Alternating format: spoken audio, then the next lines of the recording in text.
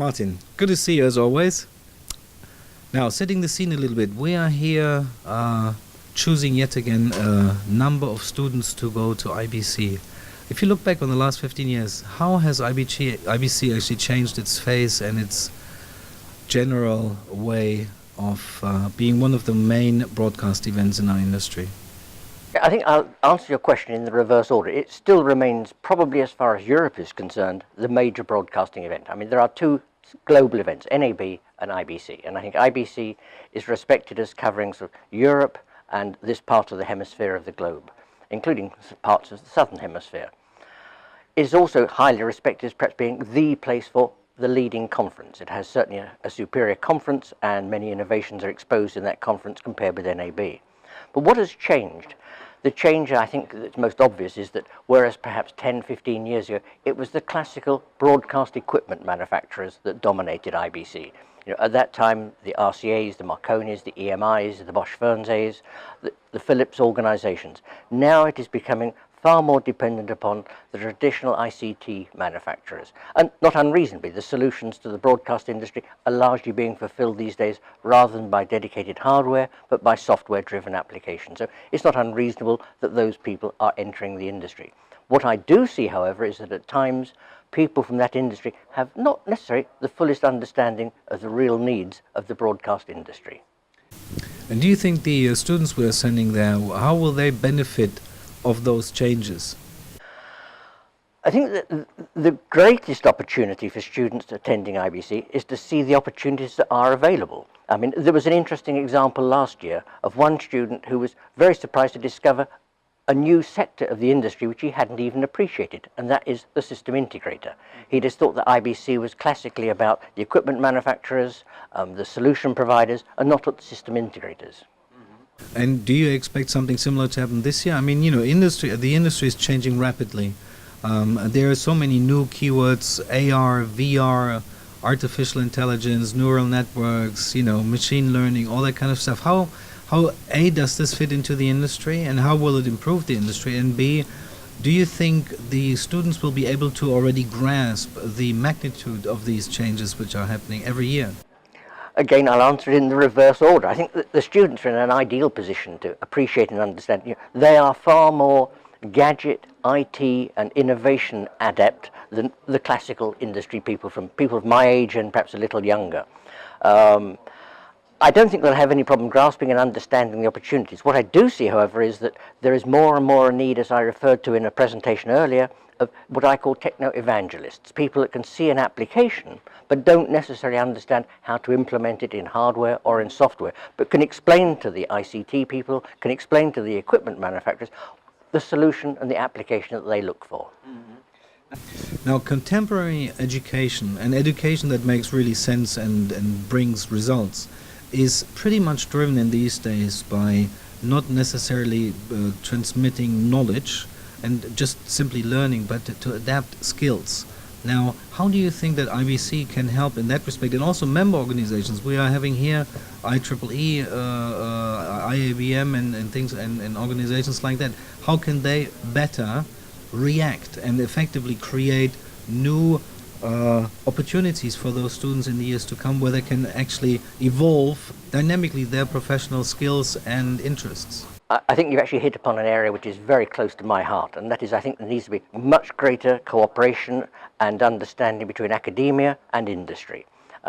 Industry depends on academia for the basic educational skills, but at the same time I feel very often that academia is a little out of touch with today's needs. The world, as you say, is moving so fast, changes are happening so quickly, that there needs to be a much closer interface and integration between the equipment manufacturers, the equipment users, the broadcasters, the transmission companies, the online organizations, and academia to fulfill the needs of the new landscape that we now face.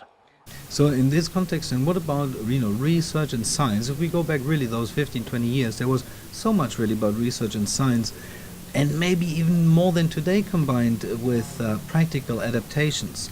I mean, this correlation, is that still visible today, or has that been, through excitement and new market trends, has that been a little bit eliminated? I think what has changed is that whereas perhaps 10 or 15 years ago, much of the fundamental research was undertaken by the broadcasters themselves, who completed that research, worked with organizations, standards setting organizations such as SMPTE, NAB, the IEEE. Today, many broadcasters have abandoned their research departments on purely economic reasons or justification to their license paying or to their advertisers. That what is the benefit of that? So much of the R&D is now in the hands of the manufacturers and ends up being more and more proprietary solutions rather than generally available solutions to all.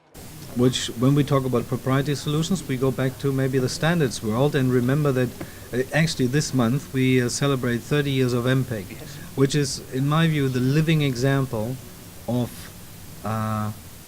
experts getting together using their skills rather than some kind of academic knowledge, whereas the skill has been adapted through research, through R&D over many, many years. But those guys getting together and creating great products, great standards, 200 standards, multi-billion dollar industry. I mean, this is as you say in England, probably very much proof in the pudding. That skills is what the industry actually needs. Yes. And then, with R&D having been eliminated, how can we entice those companies to find a way back into R&D, back into proper education, contemporary education, which then is a fundamental ingredient of any successful business. So the correlation business, the economical side combined with R&D and skills, all in one pot. How do we get this back on track? That integration of innovation, creation of skills, creation of ideas to a single non-commercial point where there are genuine solutions to genuine ideas which can then be either licensed or given to industry to manufacture and to implement and deliver to the user. So long as it remains in the hands of the manufacturers, and increasingly it's becoming the manufacturers, it will become more and more proprietary solutions with fewer and fewer companies really dominating the broadcast or the multimedia landscape.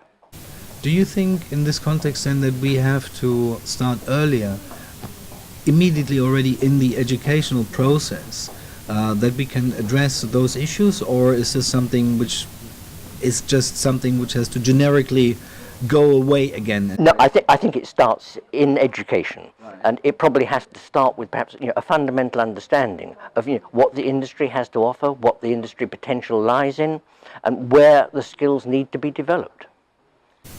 What is your prognosis for IBC? What will be the most exciting or interesting outcome from there?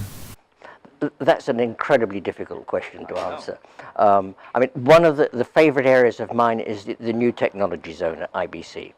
And it's very interesting because if you go through the new technology zone, there may be 10, 15, 20 new technologies there. Of the new technologies you will see there, some of them will become very niche applications, nevertheless valuable, but very niche applications. Others will suddenly break forth into becoming major, significant changes in the industry. Right. Well, I'm sure come next year you will be, or during the show or right after, you will have a lot of stuff to report. But I guess that, the work you have been doing for those students from all over the place, particularly here in Russia, the work you have been doing with and for IEEE and IABM there is no words how one can appreciate it. And I think on behalf of all concerned who have been here at this gathering this year in St. Petersburg, I think a great thank you very much. I know everyone is very, very grateful for the work and the input that you're giving to this program. And well, let's see who we choose this year as the winners to go to IBC. It's a pleasure to be here. Thank you, Martin. Thank you.